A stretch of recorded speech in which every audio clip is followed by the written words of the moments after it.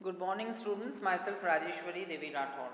आज हम ले रहे हैं गांधी जी का दूसरा आंदोलन, सविनय अवज्ञा आंदोलन। पिछली बार हमने इंडियन असहयोग आंदोलन लिया था, नॉन कोऑपरेशन मूवमेंट। आज हम ले रहे हैं सिविल डिसओबीडियंस मूवमेंट या सविनय अवज्ञा आंदोलन। पहले हम ले रहे हैं आंदोलन की भूमिका। फरवरी 1930 में कांग्रेस कार्य समिति ने पूर्ण स्वराज्य प्राप्त करने के लिए सविनय अवज्ञा आंदोलन प्रारंभ करने का अधिकार महात्मा गांधी को दे दिया। किंतु आंदोलन प्रारंभ करने से पूर्व महात्मा गांधी ने एक बार फिर सरकार से समझौते का प्रयत्न किया। इस हेतु लॉर्ड इरविन को 2 मार्च 1930 को एक पत्र लिखा और उन्होंने यह भी कहा कि यदि अंग्रेज सरकार ने उनकी मांगों को पूरा नहीं किया तो वे 12 मार्च 1930 को नमक कानून का उल्लंघन करेंगे। इरविन ने इस पत्र का कोई संतोषजनक उत्तर नहीं दिया। गांधी जी ने अपना पक्ष स्पष्ट करने के लिए वाइसरॉय से भेंट करनी चाहिए, किंतु इरविन ने गांधी जी से मिलने से भी इनकार कर दिया। नेक्स्ट लेंगे हम दांडी यात्रा या दांडी कूच। 12 मार्च 1930 को गांधी जी ने अपने 79 कार्यकर्ताओं के साथ साबरमती आश्रम से समुद्र तट पर स्थित दांडी की ओर कूच किया। 200 मील की यात्रा पैदल चलकर 24 दिन में पूरी की गई। 6 अप्रैल 1930 को प्रातःकाल के बाद महात्मा गांधी ने समुद्र तट पर नमक बनाकर नमक कानून को भंग किया। नेक्स्ट लेंगे हम आंदोलन का कार्यक्रम। महात्मा गांधी द्वारा नमक कानून को भंग करना सारे देश के लिए सविनय अवज्ञा के प्रारंभ का संकेत था।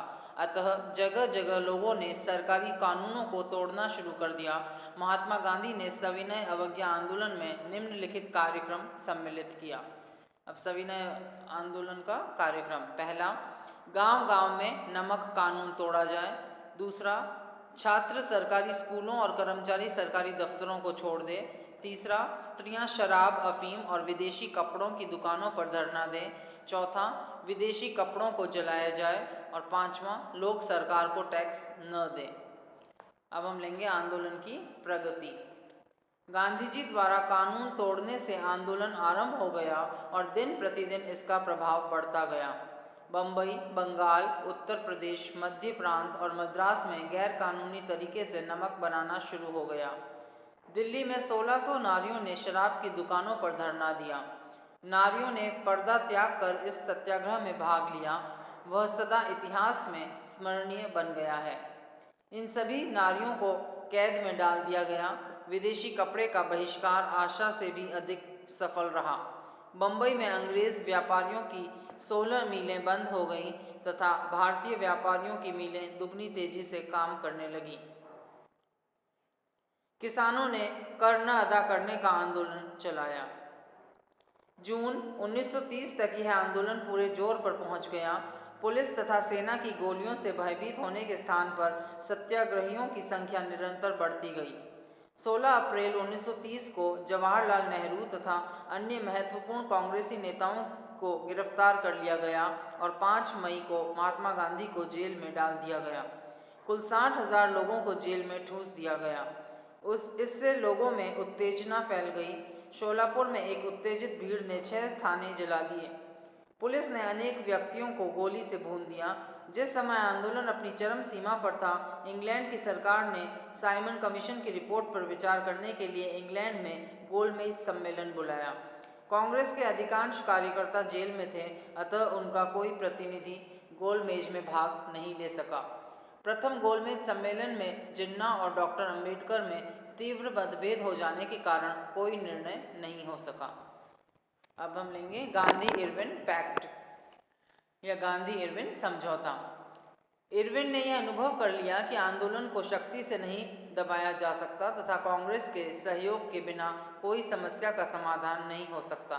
अतः देश में अच्छा वातावरण बनाने के लिए 26 जनवरी 1931 को गांधी जी को जेल से रिहा कर दिया गया। 17 फरवरी 1931 को दिल्ली में गांधी जी और इरविन के बीच समझौता आरंभ हुआ और 5 मार्च 1931 को दोनों में एक समझौता हो गया जो गांधी इरविन समझौता के नाम से जाना जाता है। अब इसकी शर्तें: गांधी इरविन पैक्ट की प्रमुख शर्तें इस प्रकार से थीं। पहली, सरकार सभी अध्यादेशों और चालू मुकदमों को वापस ले लेगी। दूसरा, सरकार उन सभी राजनीतिक बंदियों को मुक्त कर देगी जिन्होंने हिंसा का मार्ग नहीं अपनाया। तीसरा, समुद्र के पास रहने वाले लोगों की सरकार बिना टैक्स के नमक बनाने और इकट्ठा करने की अनुमति देगी। चौथा, विदेशी कपड़ों, शराब और अफीम की दुकानों पर सरकार शांतिपूर्वक धरना रखने देगी और उसमें रुकावट उत्पन्न नहीं करेगी। और पांचवा, सरकार सत्याग्रहियों की जब्त की हुई संपत्ति वापस कर देगी। कांग्रेस की ओर से गांधी जी ने निम्न बातें स्वीकार की। पहली, कांग्रेस सविनय अवज्ञा आंदोलन को स्थगित कर देगी। दूसरा, पुलिस द्वारा किए गए अत्याचारों के बारे में निष्पक्ष जांच की मांग छोड़ दी जाएगी। तीसरा, कांग्रेस दूसरे गोलमेज सम्मेलन में भाग लेगी। कांग्रेस उत्तरदायी शासन को अल्पसंख्यकों, प्रतिरक्षा, विदेशी मामले तथा कुछ वित्तीय शक्तियों को अंग्रेज़ों के हाथ में रखते हुए स्वीकार कर लेगी। और नेक्स्ट था, कांग्रेस सब बहिष्कारों को बंद कर देगी लेकिन स्वदेशी का प्रचार जारी रखेगी। तो ये थे समझौते की शर्तें। गांधी इरविन पैक्ट की मिश्रित प्रतिक्रिया हुई। गांधी जी ने इसे उचित बताया क्योंकि पहली बार सरकार ने भारतीय नेताओं के साथ समानता के स्तर पर बातचीत की थी, किंतु जवाहरलाल नेहरू और सुभाष चंद्र बोस गांधी जी के इस मूल्यांकन से सहमत नहीं थे। कांग्रेस का युवा वर्ग इससे बहुत असंतुष्ट हुआ क्योंकि गांधी जी तीन प्रसिद्ध क्रांतिकारियों सरदार भगत सिंह, राजगुरु और सुखदेव को न तो कैद से छुड़वा सके और न ही उनकी फांसी की सजा को आजन्म कारावास में बदलवा सके।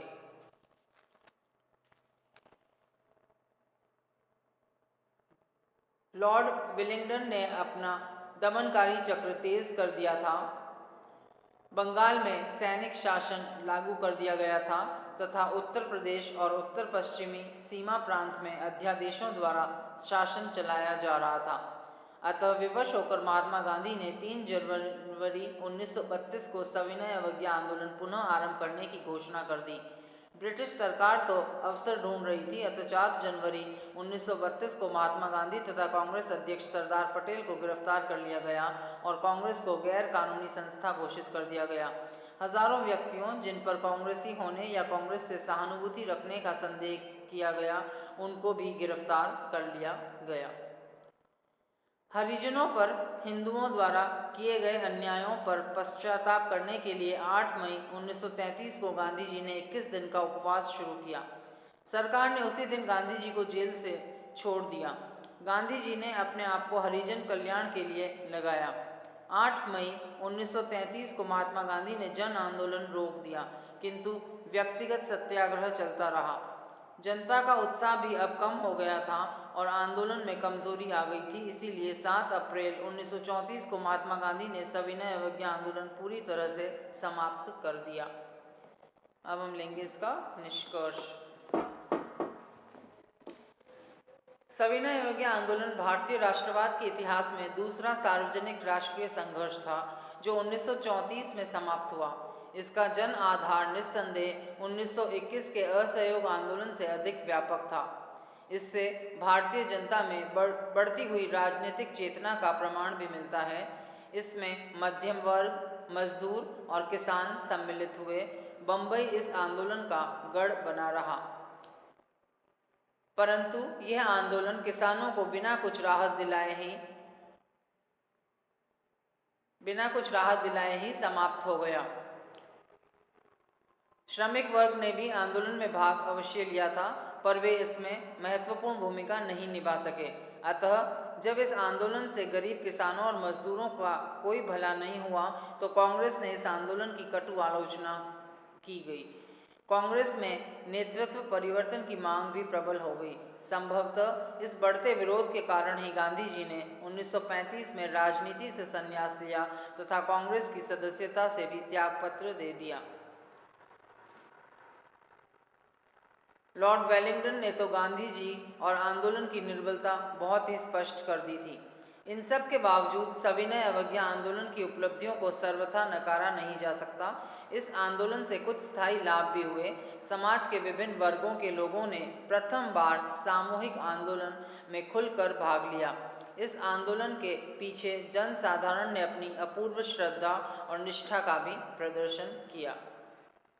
तो ये था असहयोग, ये सविनय अवज्ञा आंदोलन।